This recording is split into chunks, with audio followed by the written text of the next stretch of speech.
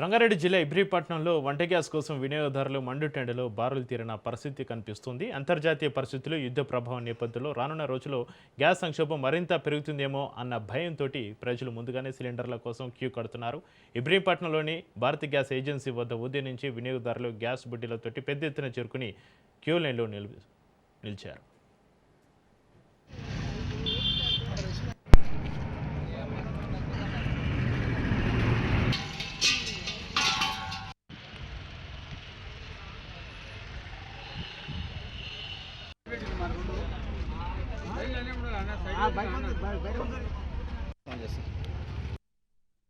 నా పేరు Hanumanth sir. Bharat gas నాది.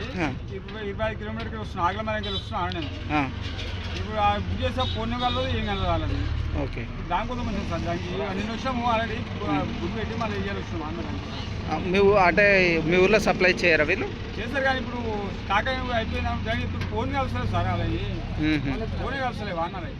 అది ఆడ కట్టినాము, నిన్న పెట్టినాము ఆల్రెడీ. ఆడ పెట్టి మా సెట్ చేసినాక అయిపోయినాయి, 2 గంటకి అయిపోయినా అని చెప్పింది వాళ్ళు. మళ్ళీ ఇంటికి వచ్చాం మనీ పొద్దుగాల. అయితే ఇక్కడి వరకు ఎందుకు వచ్చారు మీరు? మనకు బుకింగ్ చేసినాము, ఆటోలు సప్లై లేదు మాకు. మరి మేము గ్యాస్ అయిపోయినాక రావాల్సిందే కదా గోదాం. రెస్పాన్స్ లేదు వాళ్ళది ఫోన్. ఎన్ని రోజులు అయింది మీరు బుక్ చేసి? 4 తారీఖు బుక్ చేసాం. అప్పటి నుంచి వస్తున్నామంటారు, ఫోన్లు కలవాలి చేయాలి. మరి దానికి కంపల్సరీ రావాల్సిందే. ఏం పేరు ఇది? ఏం గ్యాస్ మీది?